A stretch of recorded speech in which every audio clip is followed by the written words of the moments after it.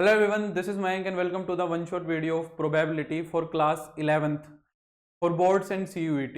ये वीडियो एकदम स्ट्रिक्टली हमारी न्यू NCERT 23-24 के सिलेबस पर बेस्ड होने वाला है और इस वीडियो के अंदर हम प्रोबेबिलिटी के सारे कंसेप्ट्स डिस्कस कर रहे होंगे स्पेशली क्लास 11th के लिए। क्लास 12th के अंदर हम जो प्रोबेबिलिटी है वो ऑलरेडी वन शॉट के अंदर कंप्लीट कर चुके हैं और हमारी जो सीरीज़ है इस सीरीज़ के अंदर ये हमारा 4th लेक्चर होने वाला है। अब तक हम 3 लेक्चर्स को ऑलरेडी कवर कर चुके हैं 11th क्लास के वन शॉट के, चाहो तो उनको जाके चेकआउट कर सकते हो। लास्ट वीडियो हमारा 3 डायमेंशनल ज्योमेट्री पर बेस्ड था। अब आज हम प्रोबेबिलिटी को डिस्कस कर रहे होंगे। ये एक इंपॉर्टेंट टॉपिक हो जाता है, ये 12th का बिल्डिंग ब्लॉक बन जाता है प्रोबेबिलिटी के लिए, है ना। जो 12th की प्रोबेबिलिटी है वहां पर इन सब चीज़ों की जरूरत हमें पड़ती है, तो ये एक इंपॉर्टेंट चैप्टर हो जाता है। तो टाइम वेस्ट किए बिना हम शुरू करते हैं हमारे लेक्चर को। सबसे पहले हम देखेंगे कि हम क्या क्या पढ़ने वाले हैं।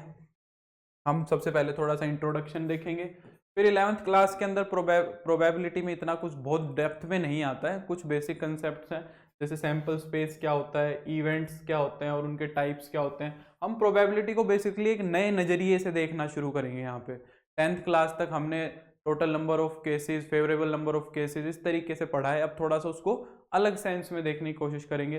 फिर देखेंगे एक्सियोमेट्रिक अप्रोच टू प्रोबेबिलिटी क्या होती है, अलजेब्रा ऑफ इवेंट्स क्या होता है, इवेंट्स का अलजेब्रा क्या होता है, और साथ साथ हम इंपॉर्टेंट क्वेश्चंस तो कर ही रहे होंगे बोर्ड्स और सीयूईटी के। ठीक है, तो सबसे पहले देखते हैं कि प्रोबेबिलिटी चीज क्या होती है ना। प्रोबेबिलिटी है क्या?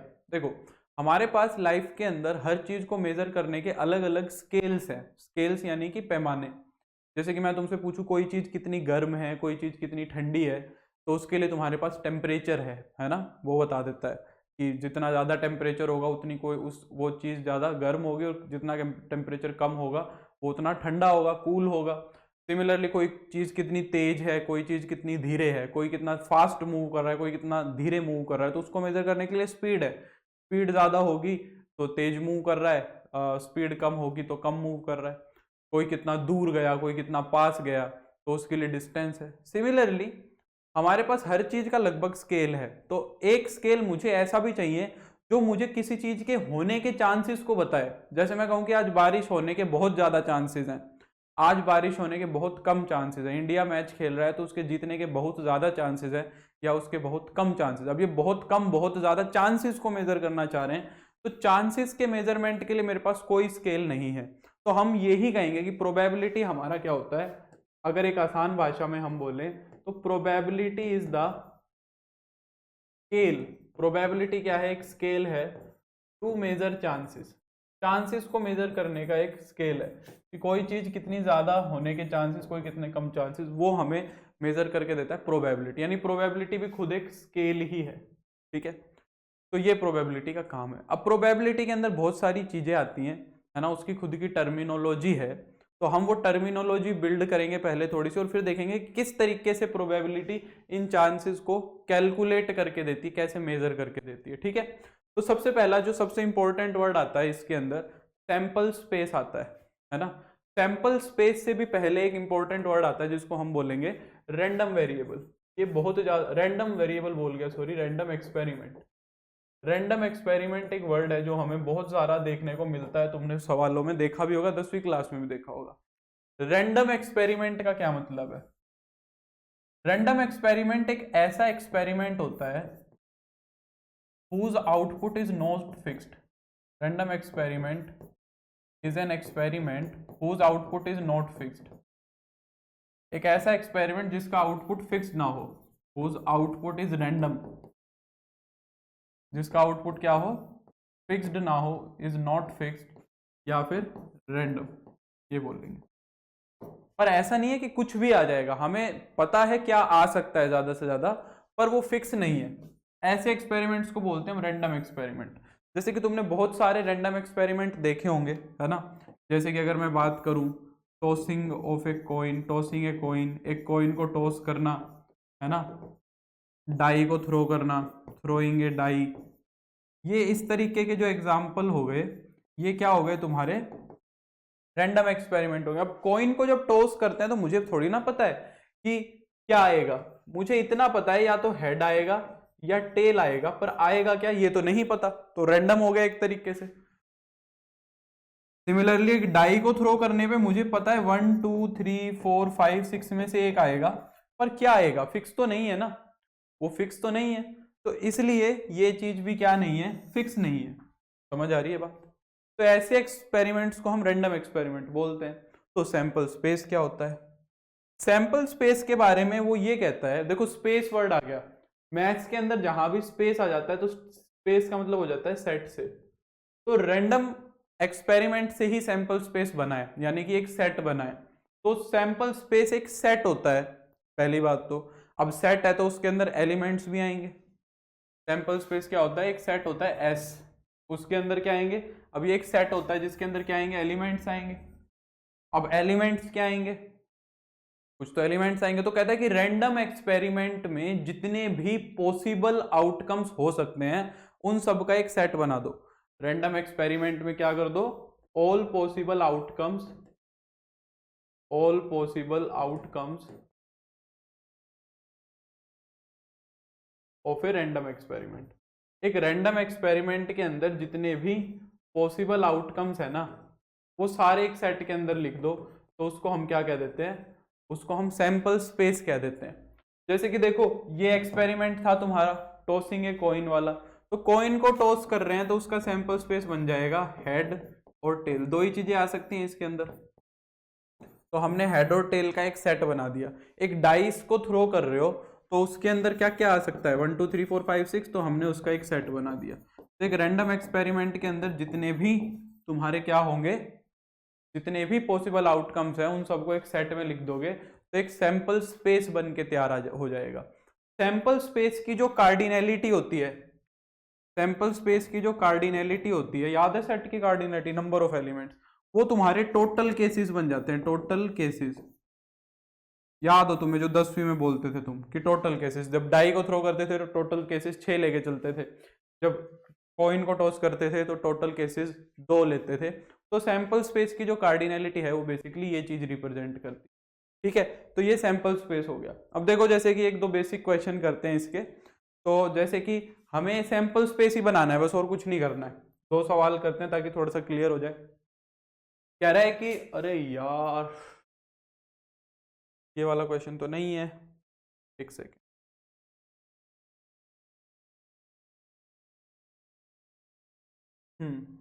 ये वाला क्वेश्चन है, ये वाला क्वेश्चन देखो। A coin is tossed twice, एक कॉइन को हमने 2 बार ही टॉस किया।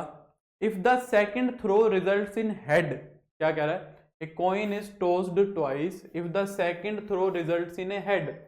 एक क्या आया तुम्हारा? जो सेकंड थ्रो है अगर वो हेड आया then a die is thrown, है ना? अगर दूसरा थ्रो हेड आया तो तुम्हें एक डाई को थ्रो कर देना है। तो बताओ कि सैंपल स्पेस क्या बना? देखो अब जब इस तरीके से हमें सैंपल स्पेस बनाना होता है ना, तो हम ट्री डायग्राम का यूज करते हैं, वो सबसे आसान पड़ता है। तुम्हें कुछ नहीं करना, जो जो केसेस बनते जा रहे हैं ना वो बनाते चले जाओ। देखो सैंपल स्पेस बनाना है हमें, तो सबसे पहले देखो कि तुमने एक कॉइन को कितनी बारी टॉस किया? एक कॉइन को 2 बारी टॉस किया। तो 2 बारी कॉइन को टॉस करने में जो जो केसेस बनते हैं वो लिख दो। देखो हेड हेड, है ना, फिर हेड टेल, फिर टेल हेड, और फिर टेल टेल। यही 4 केसेस बनते हैं। 4 केसेस बना दिए। अब आगे उसने देखो क्या कहा है, अब इनसे आगे की बात वो करेगा कुछ ना कुछ। क्या कह रहा है कि if the second throw results in head, दूसरा थ्रो अगर हेड है, दूसरा थ्रो हेड कहाँ है? देखो एक तो यहाँ पे है दूसरा थ्रो हेड, और एक दूसरा थ्रो यहाँ पे है हेड। तो जब भी दूसरा थ्रो हेड आया तो हमने एक डाई को थ्रो कर दिया, यानी कि हमने यहाँ पे डाई को थ्रो किया, यहाँ पे डाई को थ्रो किया है। तो हम क्या करेंगे, यहां से आगे क्या क्या हो सकता है कि डाई को थ्रो करोगे तो 1 2 3 4 5 6 यहां से आ सकते हैं, या फिर यहां से आ सकता है क्या? 1 2 3 4 5 और 6, यहां से 1 2 3 4 5 6 आ सकते हैं, है ना? अगर टेल आया तो कुछ नहीं करना है। तो ये हो गया। अब देखो ये तुम्हारा सैंपल स्पेस बन गया। इन सबको तुम्हें सेट में लिख देना है बस। कैसे लिखोगे एक सेट में? भाई सबसे पहले हेड हेड आया, हेड हेड में क्या क्या ब्रांचेस बन सकती है? Head head 1, head head 2, head head 3, head head 4, head head 5, head head 6, ये बन सकता है। तो यहां से क्या क्या बन जाएगा? Head head 1, head head 2, head head 3, head head 4, head head 5 और हेड हेड 6। ये समझ आ गई बात? अब दूसरी वाली ब्रांच क्या बनेगी, सिर्फ हेड टेल, आगे तो कुछ नहीं है तो यहीं रुक जाएंगे। फिर टेल हेड के आगे क्या क्या हो सकता है, tail head 1, tail head 2, tail head 3, tail head 4, tail head 5 और टेल हेड 6, ये बन सकता है। फिर लास्ट वाला टेल टेल में क्या हो सकता है, टेल टेल में कुछ नहीं हो सकता है, यहाँ टेल टेल आके बंद हो जाए। ये हमारा क्या आ गया, ये हमारा सैंपल स्पेस आ गया इस एक्सपेरिमेंट। क्लियर। फिर एक और सवाल देखते हैं, ठीक है, क्या कह रहा है देखो, ए कॉइन इज टोस्ड, हमने एक कॉइन को टॉस कर दिया, सिर्फ एक ही बार टॉस किया है। If the result is a head, अगर रिजल्ट एक हेड आया तो हमने एक डाई को थ्रो कर दिया। If the die shows up an even number, और फिर अगर डाई के ऊपर इवन नंबर आया तो ए डाई इज थ्रोन अगेन, फिर एक डाई को हमने फिर से थ्रो कर दिया। What is the sample space of this experiment. तो इसका बनाते हैं ट्री डायग्राम। देखो तुमने क्या किया, एक बार कॉइन को टॉस किया तो या तो हेड आएगा या टेल आएगा। अब वो क्या कह रहा है कि अगर हेड आया तो एक डाई को हमने फिर से थ्रो कर दिया, हेड आया तो एक डाई को थ्रो कर दो, 1 2 3 4 5 6, है ना। टेल आया तो कुछ नहीं करना। अब अगर तुम्हारे पास डाई के अंदर फिर इवन नंबर आया है, अगर यहाँ पे 2 4 6 आया है, यहां से तुमने फिर डाई को रोल कर दिया, तो यहां से फिर डाई को थ्रो करोगे तो एक 6 केसेस यहां से फिर बन जाएंगे, यहां से भी 6 केसेस बन जाएंगे और यहां से भी 6 केसेस बन जाएंगे। समझ रहे हो, 1 2 3 4 5 6, 1 2 3 4 5 6। तो अगर मैं इसका सैंपल स्पेस लिखूंगा तो इसका सैंपल स्पेस क्या बनेगा, देखो सबसे पहले तुम कहाँ आए, हेड पे आए और फिर हेड पे 1 पे आके रुक गए, क्योंकि 1 से आगे तो कहीं जाना नहीं, तो H1 सिर्फ। फिर H के बाद अगर 2 पे आए तो H2 पे आने के बाद 6 केसेस बन सकते हैं। H2 पे 6 cases, H21, H22, H23, H24, H25 और H26, 6 केसेस बन गए, है ना। अगर 3 आया तो सिर्फ कुछ नहीं करना, H3 हो जाएगा। अगर 4 आया तो H41, H42, H43, H44, H45, H46, बस H46 तक आ गए। फिर अगर H5 आया तो कुछ नहीं करना है, अगर H6 आया तो फिर से डाई रोल हो जाएगी, H61, H62, H63, H64, H65 और H66, ये हो गया तुम्हारा सैंपल स्पेस। क्लियर। तो इस तरीके से सैंपल स्पेस बनाने, इतने कॉम्प्लिकेटेड सैंपल स्पेस वो सिर्फ सैंपल स्पेस ही बनवाएगा, प्रोबेबिलिटी वो ऐसे केसेस में नहीं डिस्कस करेगा तुमसे, ठीक है। तो ये तो हो गया सैंपल स्पेस को बनाना, ठीक है। अब सैंपल स्पेस के बाद आते हैं हमारे इवेंट्स, ठीक है। सैंपल स्पेस के बाद आते हैं हमारे इवेंट्स। इवेंट्स क्या होते हैं, देखो इवेंट्स भी सेट ही होते हैं, इवेंट्स भी क्या होते हैं, सेट ही होते हैं, ठीक है। अब ये सेट क्या होता है, ऐसा सेट होता है सेट विच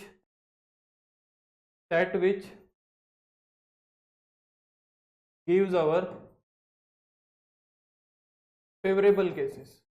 ये ऐसा सेट होता है जिसके अंदर हमारे सारे के सारे फेवरेबल केसेस लिखे जाते हैं, ऐसा सेट जिसके अंदर सारे के सारे फेवरेबल केसेस लिख दो। ये तो हो गई समझने की बात। मैथमेटिकली वो क्या कहता है, मैथमेटिकली वो ये कहता है कि इवेंट कुछ नहीं होता, एक सबसेट होता है, किसका, subset of sample space. Sample space के सबसेट को हम क्या कहते हैं, इवेंट कहते हैं। ये मैथमेटिकल बात हो गई, दोनों बातें हैं सेम ही, देखना अभी हम डिस्कस करेंगे। Sample space, subset of a sample space. जैसे तुमने एक डाई को रोल किया था तो उसका सैंपल स्पेस क्या था, 1 2 3 4 5 6। अब मैं कह रहा हूं कि consider a random experiment of throwing A dice, है ना। व्हाट इज द प्रोबेबिलिटी, अब मैं एक बार सवाल बोल रहा हूं फिर हम उसके अंदर देखेंगे। What is the probability of getting a prime number, मैंने कह दिया प्राइम नंबर आने की प्रोबेबिलिटी बताओ। तो हम क्या करेंगे, हम एक दूसरा सेट ई बनाएंगे, हम क्या करेंगे, एक दूसरा सेट ई बनाएंगे और इस सेट के अंदर हम क्या करेंगे, इसका नाम लिखेंगे पहले। तो ये नाम क्या करेगा, प्राइम नंबर्स का है, क्योंकि ये हमारा क्या है, फेवरेबल केसेस बताने वाला है। तो हम इसके अंदर क्या लिखेंगे, ई हमारा क्या, किसको डिनोट कर रहा है, प्राइम नंबर्स को डिनोट कर रहा है। अब देखो एक डाई को रोल करोगे तो प्राइम नंबर सैंपल स्पेस में से क्या क्या हो सकते हैं, डाई को रोल करने पे प्राइम नंबर 2 3 5 हो सकते हैं। ये हमारा क्या बन गया, फेवरेबल केसेस का बन गया। क्या देखो ये जो इवेंट के जो तुम्हारे क्या आएंगे, इवेंट के तुम्हारे जो एलिमेंट्स आएंगे, क्या वो सैंपल स्पेस से ही नहीं आ रहे हैं, वो सैंपल स्पेस से ही आ रहे हैं। तो हम यहाँ पे कह सकते हैं ना कि ई जो है वो हमारा सबसेट होगा सैंपल स्पेस का ही, ठीक है। तो ये बात हो गई, ठीक है। अब इसी बेसिस पे, सबसेट की प्रॉपर्टीज पे ही हमने इवेंट्स को ना कैटेगराइज कर दिया, हमने इवेंट्स को क्या कर दिया, कैटेगराइज कर दिया। पर कैटेगराइज करने से पहले मैं अब तुम्हें यह भी सिखाऊंगा कि प्रोबेबिलिटी कैसे निकालते हैं यहीं से ही। देखो हमने इवेंट बना लिया, मैंने क्या कहा कि find the probability of getting a prime number, sorry, है ना। अब तुम 10वीं क्लास में क्या करते थे कि फेवरेबल केसेस को टोटल केसेस से डिवाइड करा देते थे, सेम काम कर रहे हैं। अब मुझे प्रोबेबिलिटी, हम बस ये नहीं लिखेंगे कि प्राइम नंबर की निकाली है, हम ये लिख देंगे प्रोबेबिलिटी ई की निकाली है, इवेंट की प्रोबेबिलिटी निकलती है। इवेंट की प्रोबेबिलिटी निकलने का मतलब वो ये इवेंट क्या है, प्राइम नंबर्स का है, तो प्राइम नंबर की ही प्रोबेबिलिटी निकल रही है, कोई नई बात नहीं है। अब ऊपर क्या लिखते हो, फेवरेबल केसेस लिखते हो। फेवरेबल केसेस हमारे कहाँ हैं, फेवरेबल केसेस हमारे इवेंट के अंदर है, तो हम कह देंगे कि इवेंट की कार्डिनलिटी ऊपर आ गई, एन ऑफ ई, क्योंकि ई के अंदर जितने एलिमेंट होंगे उतने ही मेरे फेवरेबल केसेस होंगे, और टोटल केसेस मेरे नीचे होंगे, यानी कि जो सैंपल स्पेस के अंदर होंगे। सैंपल स्पेस टोटल एलिमेंट्स को रिप्रेजेंट कर रहा है। तो ये हमारा प्रोबेबिलिटी का फॉर्मूला है, बस यही है जो हम 12वीं क्लास में प्रोबेबिलिटी को अलग तरीके से 11वीं क्लास में हम प्रोबेबिलिटी को जो अलग से देखने की कोशिश कर रहे हैं, वो हम यही कर रहे हैं कि पी ऑफ ई क्या होगा, N of E over N of S. अब एन ऑफ ई कितना है तुम्हारा, ई के अंदर 3 एलिमेंट है और टोटल कितने हैं, 6 हैं, तो 1/2 हो जाएगा। वो भी यही बात थी, वो भी हमारी यही बात थी। हम फेवरेबल केसेस देखते तो प्राइम कौन कौन से थे, 2 3 5, है ना, और टोटल केसेस थे 1 2 3 4 5 6, तो 10वीं में भी ऐसे ही करते थे। तो यही काम है, बस प्रोबेबिलिटी ऐसे ही निकलेगी। अब प्रोबेबिलिटी के बेसिस पे बोल दो या फिर टोटल नंबर ऑफ केसेस और इवेंट के केसेस के हिसाब से बोल दो, हमने इवेंट्स को कैटेगराइज किया है। कैसे, देखो टाइप्स ऑफ इवेंट्स देखो क्या क्या होते हैं। पहला होता है नल इवेंट। नल इवेंट क्या होता है, an event having no sample point in is called null event. कोई सैंपल पॉइंट नहीं है, सैंपल पॉइंट होने का मतलब उसके अंदर कुछ आया ही नहीं, नल का मतलब खाली। This is denoted by phi, it is also known as impossible event, ठीक है। कहते हैं एक ऐसा इवेंट जिसके अंदर कुछ आए ही ना, जैसे कि मान लो मैं तुमसे डाई थ्रो करा रहा था, इसी के अंदर मैं कह दूं कि find the probability of getting 7, मान लो मैं 7 आने की प्रोबेबिलिटी बोल दूं तुमसे, तो इवेंट बनाया तुमने गेटिंग 7, इवेंट क्या बनाया, गेटिंग 7। अब बोलो इसके अंदर क्या आएगा, क्या इवेंट के अंदर कभी 7 आ सकता है, बोलो, क्योंकि वहां पे 6 तक ही तो एलिमेंट है, तो ये इवेंट हमारा 5 होगा, है ना।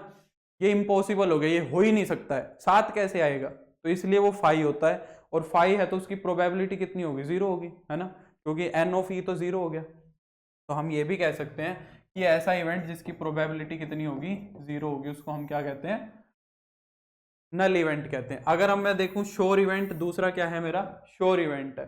श्योर इवेंट क्या होगा, श्योर का मतलब जो पक्का होगा, ऐसा इवेंट जो पक्का होगा। The event which is sure to occur, जो पक्का होगा, is said to be sure event. The sample space S is a sure event, ठीक है। कहते हैं सैंपल स्पेस हमेशा श्योर इवेंट होगा, इसको समझाऊंगा मैं क्यों। देखो जैसे कि मान लो मैं एक खुद का एग्जांपल बनाऊं, मान लो मैंने कह दिया कि getting a natural number, getting a natural number less than 7। मैंने एक इवेंट बना दिया डाई के अंदर ही, नेचुरल नंबर आना चाहिए पर 7 से छोटा। अब 7 से छोटा नेचुरल नंबर क्या बनेगा बताओ, 7 से छोटे नेचुरल में 1 2 3 4 5 6 सारे आ जाएंगे। 7 से छोटे नेचुरल नंबर के अंदर 1 2 3 4 5 6 सारे ही आ जाएंगे, है ना। अब सारे अगर आ गए तो भाई एन ऑफ ई कितना बन गया, एन ऑफ ई तो 6 ही बन गया, और ये एन ऑफ एस ही तो है, ये एस ही तो बन गया, ई जो है वो तुम्हारा एस ही तो बन गया। और इस केस में अगर तुम प्रोबेबिलिटी निकालोगे तो वो 6/6 एक ही आएगी। तो एक तरीके से सैंपल स्पेस की तो प्रोबेबिलिटी निकल गई, तो इसीलिए वो क्या बोलता है कि सैंपल स्पेस क्या है तुम्हारा, श्योर इवेंट है। तो ये पी ऑफ ई को हम क्या कह सकते हैं, 1, कि जब जिसकी प्रोबेबिलिटी 1 होगी उसको हम क्या कहेंगे, श्योर इवेंट कहेंगे, ठीक है। जैसे इसने भी यही एग्जाम्पल डिफाइन किया हुआ। फिर आता है सिंपल और एलिमेंट्री इवेंट। सिंपल है और एलिमेंट्री इवेंट क्या होता है, यानी कि सिंपल इवेंट बोले जिसके पास सिर्फ और सिर्फ एक ही क्या हो, सैंपल पॉइंट। यानी कि जैसे मैं पूछ लूं find the probability of getting 2, या find the probability of getting 3, तो जो तुम्हारा इवेंट बनेगा उसके अंदर सिर्फ एक ही एलिमेंट आएगा, 2 या 3। यानी कि हम ये कह सकते हैं कि एन ऑफ ई जहां पर सिर्फ एक होगा उसको हम क्या कहेंगे, जहां पर सिर्फ एक होगा उसको हम कह देंगे कि वो हमारा एलिमेंट्री या सिंपल इवेंट होगा। कंपाउंड इवेंट में जिसमें एक से ज्यादा एलिमेंट आ जाए, ठीक है। When an event is compose of A number of simple events, जिसमें एक सिंपल इवेंट बहुत सारे आ जाए, यानी कि जैसे हमने 2 3 5 4 5 6 ये बनाए थे, इनको हम क्या कहेंगे, कंपाउंड इवेंट, जिसमें एक से ज्यादा एलिमेंट आ सके, ठीक है। एन ऑफ ई जिसका क्या हो, 1 से ग्रेटर हो, उसको हम क्या कहते हैं, कंपाउंड इवेंट कहते हैं। ये कोई खास जरूरी नहीं है, बेकार की बातें। फेवरेबल केसेस और events, the cases which ensure the occurrence of A desired event की डेफिनेशन लिख रहा है कि इवेंट क्या होता है, जिसके अंदर हमारे फेवरेबल केसेस होते हैं, ठीक है। इसमें भी कोई खास चीज नहीं है। एग्जॉस्टिव केसेस, ये इंपॉर्टेंट चीज है। एग्जॉस्टिव केसेस क्या होगा, एग्जॉस्टिव केसेस को एक बारी साइड में रखेंगे, एग्जॉस्टिव छोड़ो, मैं तुम्हें 2 इवेंट्स बताता हूं एग्जॉस्टिव, फिर उसके बाद देखेंगे। एक को तो बोला जाता है exclusive event, sorry mutually exclusive, mutually exclusive events, ये 2 कैटेगरी आगे जोड़ लेना। Mutually exclusive event, mutually exclusive events क्या होते हैं, वो बहुत इंपॉर्टेंट है 11वीं के हिसाब से। एक्सक्लूसिव का मतलब क्या होता है, एक्सक्लूसिव का मतलब होता है डिफरेंट, एक्सक्लूसिव का मतलब क्या होता है, डिफरेंट से है, यानी कि ऐसे इवेंट्स जो टोटली डिफरेंट हो। अब अगर वो टोटली डिफरेंट है, जैसे कि मान लो डाई कोई थ्रो किया, ए इवेंट मैंने कह दिया getting even, getting an even, और बी इवेंट मान लो मैंने कह दिया getting an odd, getting an odd, ये कह दिया। तो जो तुम्हारा ए इवेंट है वो क्या है बताओ। अगर मैं ए इवेंट की बात करूं तो वो तो है 2 4 6। अगर मैं बी इवेंट की बात करूं तो बी इवेंट क्या है, 1 3 5। अब जरा मुझे बताओ, टोटली डिफरेंट है, अगर टोटली डिफरेंट है तो इवेंट में मैं ये भी कह सकता हूं कि इनका इंटरसेक्शन एकदम 5 एकदम 0 आएगा, कुछ नहीं आएगा, 0 नहीं, एकदम खाली आएगा, एम्प्टी आएगा। तो ऐसे इवेंट्स जिनके इंटरसेक्शन में कुछ ना आता हो, जो जिनके अंदर कोई भी कॉमन चीज ना हो, उसको हम क्या कह देते हैं, म्यूचुअली एक्सक्लूसिव इवेंट्स कह देते हैं। अब ये तो हो गई बात मैथ्स की। अगर हम कॉमन सेंस में देखें तो अगर मैं तुमको ये बोलूं इंटरसेक्शन का मतलब क्या होता है, जब दोनों एक साथ होती हैं चीजें, है ना, तो मैं ये भी कह सकता हूं ना लैंग्वेज में कि the events which can not occur simultaneously, which cannot occur simultaneously, simultaneously, जो एक साथ नहीं हो सकते, ऐसे इवेंट जो एक साथ नहीं हो सकते उनको हम म्यूचुअली एक्सक्लूसिव कहते हैं, है ना, जो एक साथ नहीं हो सकते। देखो क्या इवन और ओड नंबर एक साथ आ सकता है, क्या इवन और ओड एक साथ आ सकता है कभी डाई पे, कभी नहीं आ सकता। पर अगर मैं तुमको बोलूं कि एक सी और बना लो गेटिंग ए प्राइम, एक प्राइम और बना लो, अगर मैं प्राइम की बात करूं तो सी क्या हो जाएगा तुम्हारा, 2 3 5, ये हो जाएगा। अब देखो ए और सी भी एक साथ हो सकता है, ऐसा हो सकता है ना कि E1 और प्राइम एक साथ आ जाए, वो कब होगा, जब 2 आ जाए, जब 2 आ जाएगा तो E1 और प्राइम एक साथ आ जाएगा। और ओड और प्राइम भी हो सकता है एक साथ, जब 3 और 5 आ जाएगा तो ओड और प्राइम दोनों आ जाएंगे। तो ए और बी और सी एक साथ हो सकते हैं, तो ये म्यूचुअली एक्सक्लूसिव नहीं है, सिर्फ ए और बी म्यूचुअली एक्सक्लूसिव है। ये तो हो गए म्यूचुअली एक्सक्लूसिव इवेंट्स। सिमिलरली आते हैं mutually exhaustive events, mutually exhaustive events. Exhaustive का क्या मतलब होता है, एग्जॉस्टिव का मतलब होता है जो क्या कर दें, खत्म कर दें। एग्जॉस्ट का मतलब क्या होता है, एग्जॉस्ट का मतलब होता है टू ड्रेन, क्या हो जाए, कोई चीज खत्म हो जाए। जैसे हम कहते हैं ना I am very exhausted today, यानी कि मैं आज बहुत थक गया हूं, मेरी सारी एनर्जी खत्म हो गई है। तो ये क्या खत्म करना चाह रहे हैं इवेंट्स, ये सैंपल स्पेस को खत्म करना चाह रहे हैं। ऐसे इवेंट्स जिनको अगर मिला दिया जाए तो वो सारे के सारे क्या बन जाए, तुम्हारे सैंपल स्पेस को बना दे।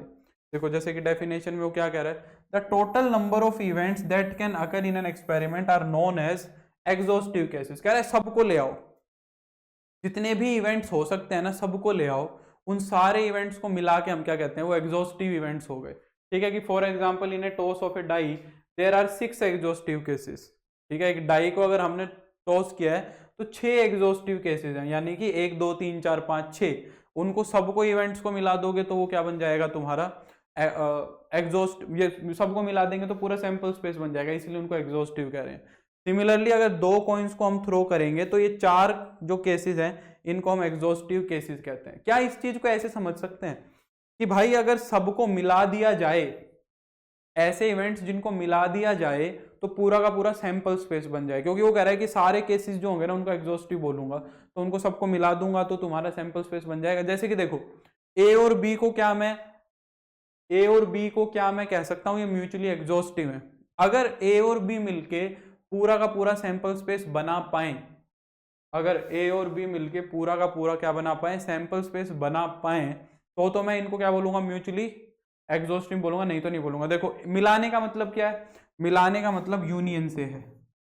अगर मैंने ए यूनियन बी किया तो क्या आएगा, देखो 1 2 3 4 5 6 आ जाएगा, तो ए यूनियन बी कितना बन जाएगा तुम्हारा, ए यूनियन बी तुम्हारा बन जाएगा सैंपल स्पेस। तो ऐसे इवेंट्स जिनको मिला देने से पूरा का पूरा सैंपल स्पेस बन जाता है, उनको म्यूचुअली एग्जॉस्टिव इवेंट्स कहते हैं। ठीक है, बस ये टाइप्स ऑफ इवेंट हो गए। अब देखो इवेंट पे हम कुछ क्वेश्चंस करते हैं। देखो 1-2 क्वेश्चन करते हैं, थोड़ी सी बातें क्लियर होगी। देखो क्या कह रहा है, कह रहा है कि ये bag contains 5 red 3 black and 4 white balls. एक बैग के अंदर 5 रेड बॉल है, 3 ब्लैक बॉल है और 4 व्हाइट बॉल्स हैं। तो सैंपल स्पेस के अंदर कितने एलिमेंट्स हैं, 3 और 2 5 और 4 8, नहीं सॉरी 5 और 3 8 और 4 12। A ball is drawn out of the bag, एक ही बॉल निकाली है तो 12 तरीके से बॉल निकल सकती है। तो सैंपल स्पेस के अंदर एलिमेंट हो गए 12, एक ही बॉल निकालनी है ना, तो 12 हो गए। अगर 2 बॉल निकालते तो दो के क्या बनाते, ग्रुप बनाते। अगर 2 बॉल्स निकालते तो सैंपल स्पेस के अंदर एलिमेंट होते 12C2। अब यहाँ पे एक निकाला है तो 12C1 है। अगर 3 बॉल्स निकालता तो टोटल केसेस हो जाते 12C3, है ना, कॉम्बिनेशंस हो जाते भाई कितने कितने 2-2 के पेयर निकाल सकते हो। अब वो क्या कह रहा है कि what is the probability that the ball drawn is either red और व्हाइट। अब तुम्हें प्रोबेबिलिटी निकालनी होती है इवेंट की, मैंने बताया।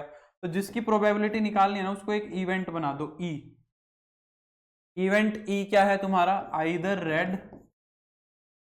रेड और व्हाइट, या तो रेड होनी चाहिए या व्हाइट होनी चाहिए। अब काउंट करो तुम्हारे इवेंट में कितने एलिमेंट्स हैं, काउंट करो तुम्हारे इवेंट में कितने एलिमेंट्स हैं। तो या तो रेड होनी चाहिए व्हाइट, रेड कितनी है 5, व्हाइट कितनी है 4। तो हमारे इसके अंदर कितने हो गए, 9 टोटल केसेस हो गए। ठीक है, तो अब हमें क्या निकाल देना है, सिर्फ P ऑफ E निकाल देना है। कितना हो जाएगा 9, P ऑफ E कितना होगा N of E over N of S। तो अब ये बस लिखने का तरीका बदला है तुम्हारे 11वीं क्लास के अंदर। ठीक है, तो ये कितना हो गया 3/4। बाकी ये सवाल तुमने 10वीं में भी किया होगा, इसमें कोई बड़ी बात नहीं है। ये सिर्फ मैं तुम्हें लिखने के लिए ये 2 सवाल करा रहा हूँ ताकि तुम्हें बात समझ आ जाए। जैसे कि देखो, ए committee of 2 is selected from 2 men and 2 women।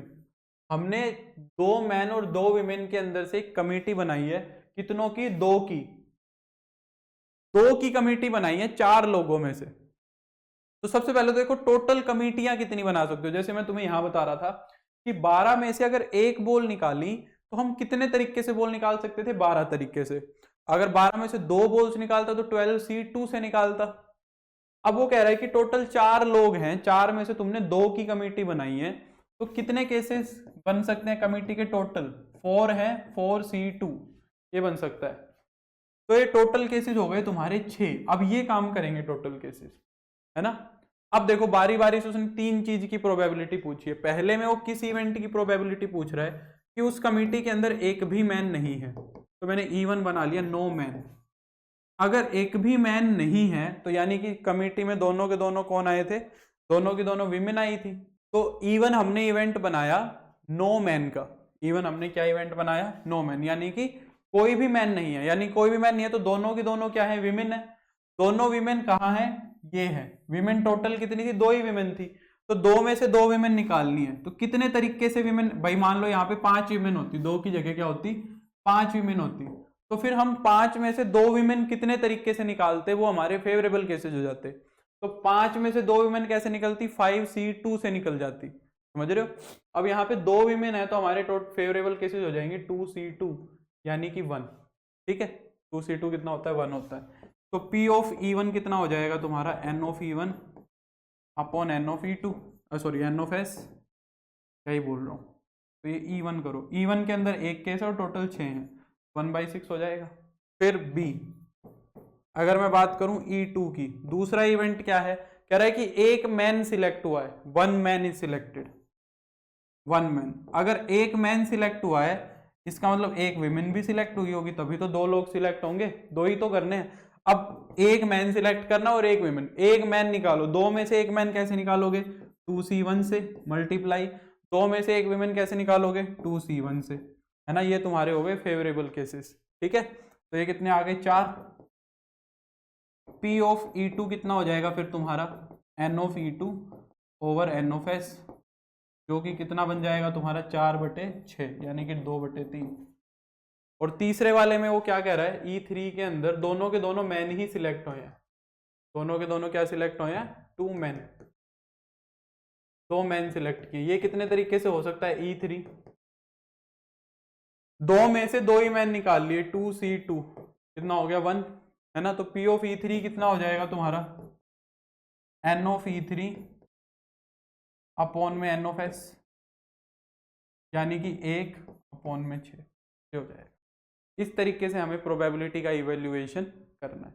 तो ये हमारा अब एक पार्ट हो गया जहां पे हमने प्रोबेबिलिटी को कैलकुलेट करना सीख लिया है, ठीक है। हाँ, अब इसके बाद हमें क्या करना है, इवेंट्स का अलजेब्रा सीखना है, ये बड़ा इंपॉर्टेंट चीज है। अब इवेंट्स का जो अलजेब्रा है, यहाँ पे हमें क्या क्या चीजें सीखनी है, ये चीजें देखो। इवेंट्स के अलजेब्रा के अंदर हम क्या क्या चीजें सीखेंगे, यहाँ पे हम इवेंट्स को सबसे पहले तो सेट से रिलेट करना शुरू करेंगे और देखेंगे इसके अंदर क्या क्या चीजें कैसे कैसे काम करती हैं, ये बात समझ में आनी चाहिए। तो देखो, हमने देखा कि इवेंट्स कुछ नहीं होते हैं, इवेंट्स हमारे सेट्स ही होते हैं।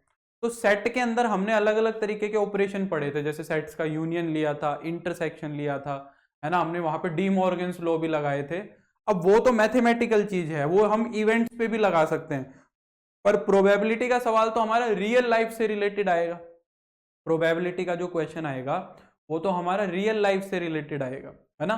तो उसके लिए हमें उन इवेंट्स का जो अलजेब्रा है उनको रियल लाइफ से कनेक्ट करके देखना पड़ेगा कि वो क्या बात करेगा। जैसे मैं समझाता हूं मैं क्या कहना चाह रहा हूं। जैसे कि मान लो तुमने 2 इवेंट्स का इंटरसेक्शन ले लिया, मान लो तुमने ये कहा कि P of A intersection B निकालो। अब ये A और B सेट नहीं है, ये A और B यहाँ पे इवेंट्स हैं, ठीक है। मान लो मैं क्या कह रहा हूँ, ये A and B are 2 events, यानी कि ये 2 चीजें हो रही हैं। हो सकता है ये कोई A इवेंट इवन नंबर का हो, इवेंट्स B नंबर कोई ऑड नंबर का हो, ऐसे करके ये कुछ भी अलग अलग इवेंट्स हो सकते हैं।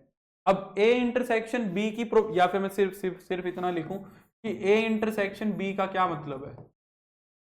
A इंटरसेक्शन B का मतलब ये है कि जहां पे A भी हो और B भी हो, A और B दोनों होने चाहिए। तो इंटरसेक्शन का मतलब हमने सेट में भी देखा था कि एंड से होता है। तो जहां पे भी तुमसे ये वर्ड लिखा हो ना कि find the probability that a person chosen Yeats pizza and burger, ये ऐसी प्रोबेबिलिटी बताओ कि जहां पे बच्चा पिज्जा भी खाता हो और बर्गर भी खाता हो, दोनों चीजें खाता हो। तो इसका मतलब वहां पे हमसे ए एंड बी करा रहा है। हम यहाँ क्या कहेंगे, साइमल्टेनियसली हो रहे हैं दोनों इवेंट, दोनों एक साथ हो रहे हैं। साइमल्टेनियसली दोनों की दोनों क्या हो रही है, चीजें हो रही है। साइमल्टेनियस, खाली ये लिखो simultaneous occurrence of A and B, simultaneous occurrence है ए और बी की, ठीक है। दूसरा, ये तो पहली चीज हो गई। दूसरी अगर मैं बात करूं, फिर हमने देखा था सेट के अंदर ए यूनियन बी। अब ये तो हो गया ए यूनियन बी किसका, सेट का, पर वो हमसे रियल लाइफ प्रॉब्लम्स कैसे पूछेगा। यूनियन हमने सीखा था कि जब और आ जाए, ए और बी, या फिर आइदर ए और बी, ये भी सेम ही चीज है, आइदर ए और बी। आइदर ए और बी का मतलब क्या है कि find the probability that a person either Yeats pizza और बर्गर, या तो वो पिज्जा खाए या वो बर्गर खाए। तो हमने सेट्स के अंदर ये बनाया था ना आइदर और का केस। ये तो मान लो तुम्हारा सैंपल स्पेस है और ये तुम्हारे दो सेट बना दिए। तो आइदर और ए, आइदर ए और बी, या तो ए या फिर बी। तो या तो ए क्या है, ए तो तुम्हारा ये है, या तो ए हो, आइदर ए और बी में या तो ए हो या फिर बी हो, और या फिर क्या हो, दोनों हो, या फिर क्या हो, दोनों हो, या तो ए हो, ठीक है, या तुम्हारा बी हो, और या फिर क्या हो, दोनों। तो ये तुम्हारा ए यूनियन बी बनता है। तो अगर कहीं पे ऐसा लिखा है find the probability of either eating pizza और बर्गर, तो तुम्हें समझ जाना है कि तुमसे ए यूनियन बी कैलकुलेट करा रहा है, ठीक है, ए यूनियन बी की प्रोबेबिलिटी पूछा रहा है, ठीक है। तो ये हो गया। अब तुमने ए यूनियन बी देखा होगा, अगर तुम्हें याद हो तो ए यूनियन बी का फॉर्मूला देखा था, N of A union B का, सेट के अंदर N of A plus N of B minus N of A intersection B, ये देखा था। हमें प्रोबेबिलिटी निकालनी है, तो सैंपल स्पेस के टोटल एलिमेंट से डिवाइड करा दो, फेवरेबल केसेस तो हैं, टोटल केसेस से और डिवाइड करा दो। जब ऐसा करा दोगे तो ये क्या बन जाएगा तुम्हारा, P of A union B is equal to P of A plus P of B minus P of A intersection B, ये हो जाएगा, बोलो। ये हमारा प्रोबेबिलिटी निकालने का फॉर्मूला बन गया, ठीक है। इसी फॉर्मूले के अंदर हम दो चीजें और देखेंगे। पहला क्या, when A and B are exclusive, mutually exclusive, A और बी हमारा क्या हो जाए, म्यूचुअली एक्सक्लूसिव हो जाए। अगर ए और बी हमारा म्यूचुअली एक्सक्लूसिव है, म्यूचुअली एक्सक्लूसिव मैंने अभी अभी बताया था कि ए इंटरसेक्शन बी जहां पे फाई आ जाए, यानी कि इंटरसेक्शन में कुछ है ही नहीं, तो इंटरसेक्शन में कुछ नहीं है तो ये प्रोबेबिलिटी जीरो हो जाएगी। उस केस के अंदर अगर मैं P of A union B तुमसे कैलकुलेट कराऊंगा, तो उस केस के अंदर P of A union B simply तुम्हारा कितना आएगा, P of A plus P of B आएगा, बस। इंटरसेक्शन वाली टर्म नहीं आएगी। ये फॉर्मूले बन रहे हैं, अभी हम इस पे क्वेश्चन करेंगे, ठीक है। ये हो गया दूसरा ऑपरेशन। अब आता है तीसरा ऑपरेशन। हमने जो सेट के अंदर देखे थे वो ही पढ़ रहे हैं। हमने सेट के अंदर एक ऑपरेशन देखा था, किसका, कॉम्प्लीमेंट का, अगर तुम्हें याद हो तो। कॉम्प्लीमेंट का, कॉम्प्लीमेंट क्या था, ए के ऊपर हम सी लगा देते थे, ए कॉम्प्लीमेंट, या फिर हम सिंपली डैश लगा देते थे।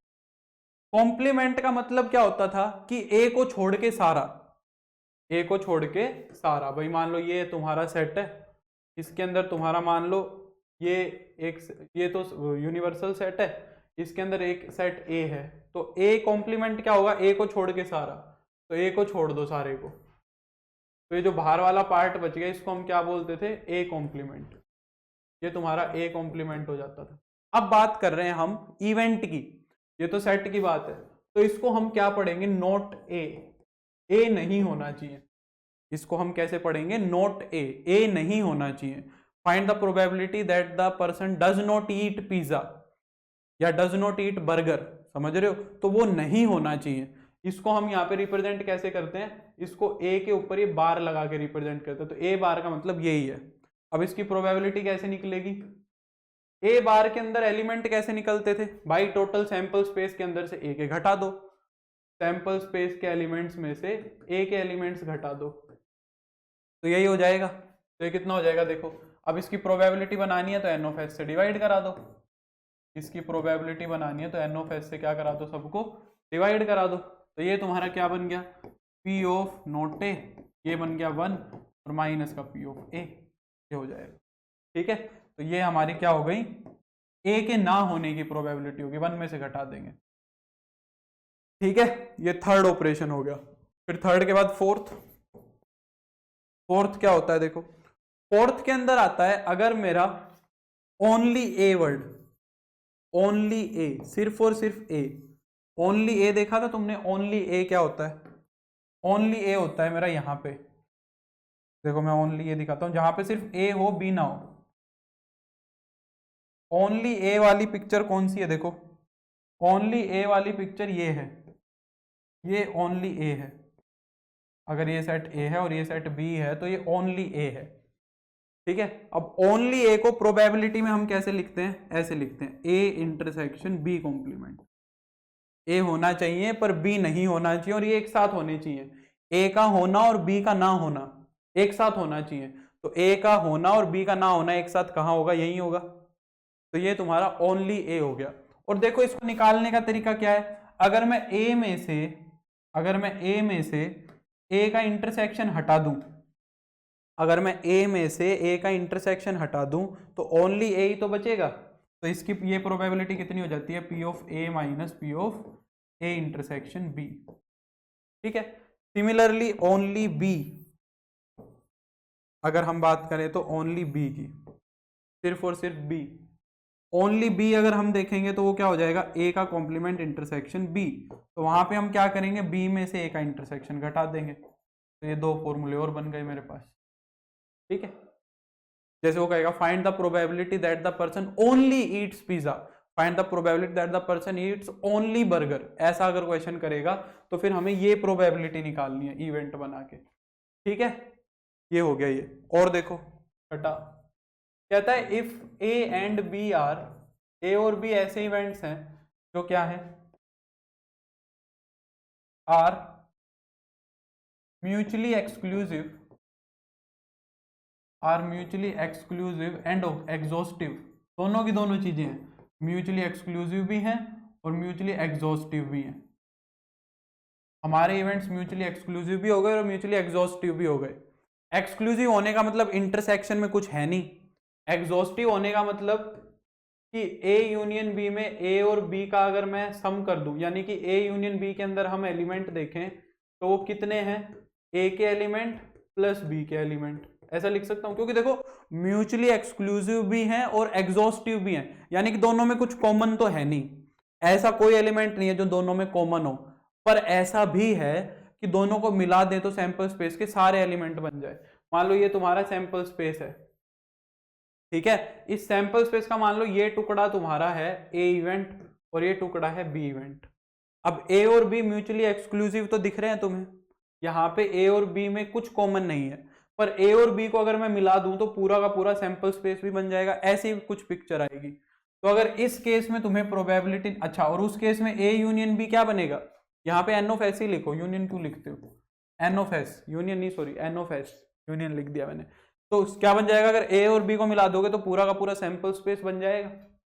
अब अगर मेरे को ये प्रोबेबिलिटी बनानी है यहाँ पे तो मैं क्या कर दूंगा, एन ऑफ एस से डिवाइड करा दूंगा, तो ये तो तुम्हारा कट के 1 हो गया। तो वो क्या होगा, probability of A plus probability of B, ये किसके इक्वल आ गई, 1 के। तो जब भी हमारे इवेंट्स म्यूचुअली एक्सक्लूसिव और एग्जॉस्टिव होते हैं तो उनकी प्रोबेबिलिटीज का सम हमेशा कितना आता है, उनकी प्रोबेबिलिटीज का सम हमेशा ही 1 आता है। ठीक है, 2, 3, 4 कितने भी इवेंट्स अगर म्यूचुअली एक्सक्लूसिव और एग्जॉस्टिव हैं तो उनकी प्रोबेबिलिटीज का सम यही आएगा। अब तुमने 10वीं क्लास, सॉरी 10वीं बोल रहा हूं, इसी क्लास के अंदर डी मॉर्गन्स लॉ देखे होंगे, 2 डी मॉर्गन्स लॉ, ये 11वीं के अंदर प्रोबेबिलिटी का सबसे इंपॉर्टेंट कंसेप्ट है। डी मॉर्गन्स लॉ हमने वैसे तो 4 होते हैं पर 2 देखे थे इंपॉर्टेंट वाले, जिसमें एक तो था कि अगर ए यूनियन बी का कॉम्प्लीमेंट अगर तुम्हें निकालना है तो क्या करो, ए का कॉम्प्लीमेंट करो, बी का कॉम्प्लीमेंट करो और यूनियन क्या बन जाएगा, इंटरसेक्शन। और एक हमने देखा था कि ए इंटरसेक्शन बी का कॉम्प्लीमेंट क्या होता है, ए का कॉम्प्लीमेंट, बी का कॉम्प्लीमेंट और इंटरसेक्शन का हमने बना दिया था यूनियन। ये 2 डी मॉर्गन्स लॉ हमने देखे थे, यूनियन और इंटरसेक्शन वाले, बहुत इंपॉर्टेंट है। अब प्रोबेबिलिटी के अंदर वो तुमसे ये दोनों चीजें पूछेगा, ये दोनों चीजें पूछेगा, ये नहीं पूछेगा, इधर से उल्टा पूछेगा। तो अगर तुमसे वो पूछ रहा है A complement intersection B complement, अब कॉम्प्लीमेंट हमारा क्या बन जाता है, not A and not B. तो वो कहता है ए का ना होना भी और बी का ना होना भी, ये दोनों एक साथ हो जाएं, ए भी नहीं हो रहा है, बी भी नहीं हो रहा है और ये एक साथ होने चाहिए, यानी ए का ना होना और बी का ना होना एक साथ हो जाए। तो वो इवेंट में इस चीज को कैसे लिखेगा, वो लिखेगा ना तो ए हो ना इधर ए नोर बी, यानी कि find the probability that the person neither Yeats pizza NOR burger, ना ही पिज्जा ना ही बर्गर, दोनों एक साथ हो रहे हैं। और या फिर वो तुमसे ये पूछेगा ए का कॉम्प्लीमेंट यूनियन बी का कॉम्प्लीमेंट। अब ये क्या मतलब है, या तो ए ना हो या फिर बी ना हो, यानी कि नॉट ए, या तो ए ना हो और नॉट बी, या बी ना हो, नॉट ए और नॉट बी, एक ना हो, आइदर और वाली चॉइस हो गई। अब इन दोनों को हम कैलकुलेट कैसे करते हैं, ऐसे ही करते हैं, देखो उल्टा लगाना है बस तुम्हें। तो यहां से हमारे 2 फॉर्मूले बन गए, कि भाई ए का not A intersection not be की अगर तुम्हें प्रोबेबिलिटी निकालनी है तो डी मॉर्गन्स लॉ क्या कहता है कि कैसे बना होगा, तुमने ए यूनियन बी का कॉम्प्लीमेंट किया होगा और एक सेट के कॉम्प्लीमेंट की प्रोबेबिलिटी हमने देख ली, वो क्या होती है 1 माइनस कर देते हैं हम यूनियन की, और यूनियन की प्रोबेबिलिटी निकालनी मुझे आती है, ये निकाल लेंगे। तो इस चीज की प्रोबेबिलिटी ऐसे निकलेगी। दूसरा फॉर्मूला, अगर ए का कॉम्प्लीमेंट यूनियन बी का कॉम्प्लीमेंट है तो इसको हम क्या लिखेंगे, इसको लिखेंगे ए इंटरसेक्शन बी का कॉम्प्लीमेंट, ये लिखेंगे, ठीक है। और कॉम्प्लीमेंट के लिए फिर से हम क्या कर देंगे 1 माइनस ए इंटरसेक्शन। तो ये दो फॉर्मूले हम और यूज करेंगे। ये हो गया हमारा क्या, सारा का सारा अलजेब्रा इवेंट्स का, ये खत्म हो गया 11वीं का सारा कंसेप्ट, ठीक है। अब देखो इसका सवाल कैसे करेंगे हम, पहले तो थोड़े आसान सवाल करते हैं और फिर हम हमारी बात को थोड़ा सा आगे बढ़ाएंगे। देखो जैसे कि क्वेश्चंस देखो, पहला सवाल देखो क्या कह रहा है, कह रहा है कि A and B are two events, A और बी ऐसे दो इवेंट है जहां पे पी ऑफ ए की प्रोबेबिलिटी ये है और पी ऑफ बी की ये, और इंटरसेक्शन की भी दी है, सारी प्रोबेबिलिटीज दे दी। तो तुमसे चार चीजें पूछी हैं, चारों मैंने तुम्हें बताई हैं अभी अभी, तो हमें सिर्फ फॉर्मूला लगाना है। पहले में क्या पूछ रहा है, ए यूनियन बी की प्रोबेबिलिटी, तो ए यूनियन बी की प्रोबेबिलिटी मैंने क्या बताई, P of A plus P of B minus P of A intersection B. A की प्रोबेबिलिटी कितनी है, ए की प्रोबेबिलिटी है 0.54, बी की प्रोबेबिलिटी कितनी है 0.69 और इंटरसेक्शन की प्रोबेबिलिटी है 0.35। इनको ऐड करके देखो कितना आया 0.54, इसको इसमें से घटाएंगे तो कितना बचेगा 34 माइनस 0.34, यानी कि कितना आ गया प्लस 0.34, तो ये हो गया 0.89, ये आ गई यूनियन की प्रोबेबिलिटी, ठीक है। दूसरे केस में कह रहा है कि find the probability of A complement union B complement, यानी कि क्या है ये, सॉरी इंटरसेक्शन है, नाइदर ए नोर बी, ये डी मॉर्गन्स लॉ हो गया। तो मैंने क्या बताया डी मॉर्गन्स लॉ कैसे होगा, ए यूनियन बी का कॉम्प्लीमेंट, यानी कि हम इसको क्या लिख देंगे 1 minus P of A union B, और ए यूनियन बी की प्रोबेबिलिटी तुमने निकाल रखी है 0.89, तो ये कितना हो जाएगा 0.11, ठीक है। थर्ड में क्या करा रहा है, ये किसकी प्रोबेबिलिटी है, ओनली ए की, मैंने बताया था ना ये ओनली ए है, ए इंटरसेक्शन बी कॉम्प्लीमेंट क्या हो गया ये ओनली ए, ये कैसे निकलेगा, ए में से ए इंटरसेक्शन बी हटा देंगे, तो ए की प्रोबेबिलिटी कितनी है, ए की प्रोबेबिलिटी है कहाँ गई 0.54 और इंटरसेक्शन की प्रोबेबिलिटी कितनी है 0.35, तो इनको घटाओगे तो कितना हो जाएगा 0.19। Fourth, P of B intersection A complement, ये हो जाएगा बी इंटरसेक्शन ए कॉम्प्लीमेंट, तो ये क्या हो जाएगा, ये ओनली बी है, यानी कि बी में से इंटरसेक्शन की प्रोबेबिलिटी घटा दो, तो बी क्या होगा, बी है तुम्हारा बी की प्रोबेबिलिटी 0.69 और इंटरसेक्शन में कितना है 0.35, ये हो जाएगा 0.3। तो इससे मेरे को उम्मीद है सारे फॉर्मूले तुम्हें रिवाइज हो गए होंगे। देखो और सवाल देखते हैं, क्या कह रहा है कि one number is drawn from the numbers 1 to 100, 1 से 100 तक हमने एक नंबर सिलेक्ट किया है, find the probability that it is either divisible by 4 और 6, आइदर और का सवाल है, और आ गया तो यानी कि यूनियन पूछा है। तो पहले इवेंट बनाएंगे हम, ए इवेंट डिविजिबल बाई 4 का, नंबर इज डिविजिबल बाई 4 का, 4 से डिवाइड होने का मतलब 4, 8, 12, कहाँ तक जाएगा 100 तक जाएगा। तो ए के अंदर कितने केसेस हैं, ए के अंदर कितने एलिमेंट्स आए 25, 25 को 4 से करेंगे तब 100 आता है, यानी कि ए की प्रोबेबिलिटी आ गई तुम्हारे पास 25/100। अगर बी को देखें, बी को, तो बी इवेंट बना लो डिविजिबल बाई 6, 6 से डिवाइड होने वाले, 6 से डिवाइड होने वाले कौन आएंगे 6, 12, ऐसे करते करते 96 तक। ये एलिमेंट्स कितने होंगे, ये 16 होंगे, तो 16/100 हो जाएगा, ठीक है। और अगर मैं इंटरसेक्शन की बात करूं तो जो 4 से भी होते हो 6 से भी होते हो, 4 और 6 से होने का मतलब एलसीएम लेके देख लो 12 से होने वाले, देखो इसके अंदर तुम्हें 12 वाले कॉमन भी दिखेंगे, तो डिविजिबल बाई 12, डिविजिबल बाई 12, 12 से डिवाइड होने वाले 12, 24, ऐसे करते करते कहाँ तक 96 तक ही। ये कितने हैं, ये 8 है, तो ए इंटरसेक्शन बी की प्रोबेबिलिटी कितनी हो जाएगी, 8/100। अब तुमसे क्या पूछा, या तो ए हो या बी हो, ए और बी की प्रोबेबिलिटी पूछ रहा है, या तो 4 से डिवाइड हो या 6 से। ये कितना हो जाएगा, P of A union B, और ए यूनियन बी की प्रोबेबिलिटी पता है तुम्हें क्या, पी ऑफ ए की प्रोबेबिलिटी है 25/100, बी की प्रोबेबिलिटी है 16/100 प्लस, और माइनस में इंटरसेक्शन है 8/100, तो ये कितना हो गया, 41 में से 8 गए तो 33/100। ये ए या बी के होने की प्रोबेबिलिटी हो गई। ठीक है, इस तरीके से करना है। और देखो, और करते हैं।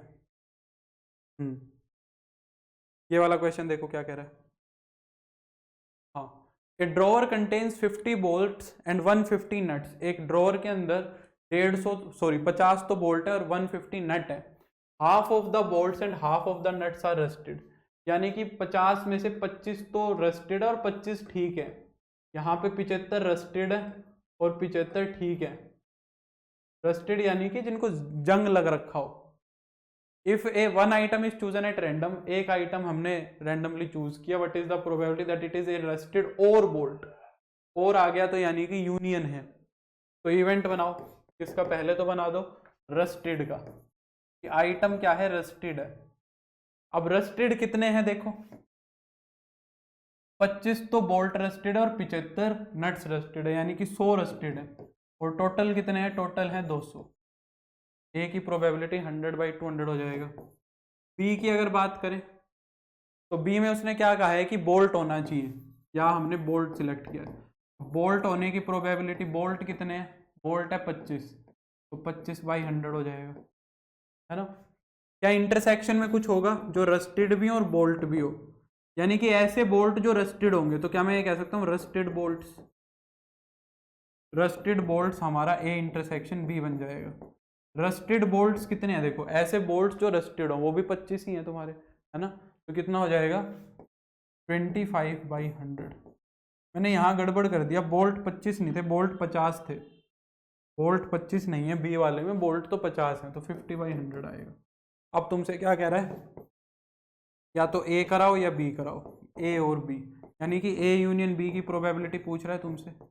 ए की प्रोबेबिलिटी हो जाएगी 100/200, बी की हो जाएगी 50/100, और इंटरसेक्शन की हो जाएगी माइनस का 25/100। तो हो गया 125/200, यानी कि 3/8, 25 से कैंसिल हो जाएगा। क्लियर हुई बात, इस तरीके से करना है। और देखो ये वाला सवाल देखो क्या कह रहा है, ये अच्छा क्वेश्चन है। क्या कह रहा है देखो, 1 card is drawn from A pack of 52 cards. हमने 52 कार्ड्स में से एक कार्ड निकाला है। Find the probability that it is either A face और ए रेड कार्ड, और आ गया बीच में। तो यानी कि हमें क्या करना है, यूनियन की प्रोबेबिलिटी बनानी है। तो 2 इवेंट बनाएंगे, पहले फेस कार्ड का, ए इवेंट तो बनाएंगे फेस कार्ड का। अब फेस कार्ड गिनो कितने होते हैं। हर्ट्स के अंदर अगर मैं बात करूं तो फेस कार्ड कितने होते हैं हर्ट्स के अंदर, एक तो होता है किंग, एक होता है क्वीन, और एक होता है जैक। ये 3 होते हैं। यही 3 डायमंड में भी मिलेंगे, यही 3 क्लब में भी मिलेंगे, और यही 3 तुम्हें स्पेड में भी मिलेंगे, है ना। हार्ट, डायमंड और ये सब में मिलेंगे, चारों में। तो ये 3 कार्ड सब में हैं। तो फेस कार्ड टोटल कितने हो गए, 12 हो गए। ये 3 कार्ड चारों सूट के अंदर है, तो टोटल 12 हो गए। तो इसकी प्रोबेबिलिटी हो गई 12/52। अगर मैं बी इवेंट की बात करूं, कार्ड इज रेड, या रेड कार्ड की, रेड कार्ड सबको पता है कितने होते हैं, 25 होते हैं, सॉरी 26 होते हैं, तो 26/52। अगर मैं इंटरसेक्शन की बात करूं, ए इंटरसेक्शन बी की, क्या कुछ होगा कॉमन, जो रेड भी हो और जो फेस भी हो, होंगे बिल्कुल।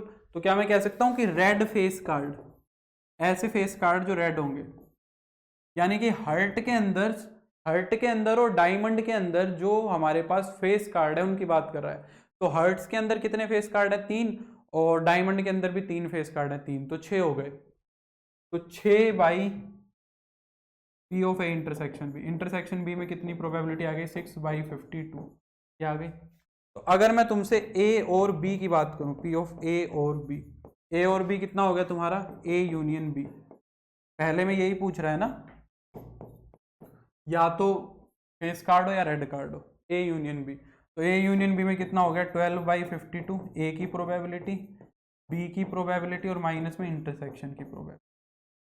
तो ये देखो कितना बन गया, 38 में से गए तो 6, 32, 4 से कैंसिल हो रहा है, 8/13 हो जाएगा। दूसरे वाले सवाल में देखो क्या कह रहा है, it is neither A face NOR A red card, ना तो वो रेड कार्ड हो ना ही वो फेस कार्ड। अब देखो मैं यही समझाना चाह रहा था कि वो इवेंट्स में जब भी बात करेगा तो नाइदर नोर वर्ड लिखेगा, तो तुम्हें पहचानना है क्या है, आइदर और होगा तो यूनियन पूछा है, नाइदर नोर होगा तो यानी कि हमसे डी मॉर्गन्स लॉ लगा रहा है, ना ही ए ना ही बी, ये वाली प्रोबेबिलिटी करा रहा है। और ये प्रोबेबिलिटी कितनी हो जाएगी, P of A union B का कॉम्प्लीमेंट, ये हो जाएगी। और ये कितना हो जाएगा 1 minus P of A union B. और ए यूनियन बी के अंदर कितने एलिमेंट है, ए यूनियन बी के अंदर है 8/13, तो हो जाएगा 5/13। ये हमारा सवाल था। तो जब भी नाइदर ए नोर बी आएगा तो तुम्हें समझ जाना है कि वो इसकी बात कर रहा है, ठीक है। तो यहाँ पे हम ये कहेंगे कि ये हमने किसकी प्रोबेबिलिटी निकाली है, नाइदर ए नोर बी की, ठीक है। तो बस इसी के साथ हमारा प्रोबेबिलिटी के अंदर यही सारा का सारा काम था। मेरे को उम्मीद है कि ये वन शॉट बहुत जल्दी से ख़त्म हुआ होगा, बोर नहीं हुए होगे और इसने काफ़ी कंसेप्ट्स को क्लियर किया होगा। जल्दी मिलेंगे दूसरी वीडियो के साथ, इसी के साथ myself Mayank Saini signing off, see you in the next video, bye, take care, see you, bye.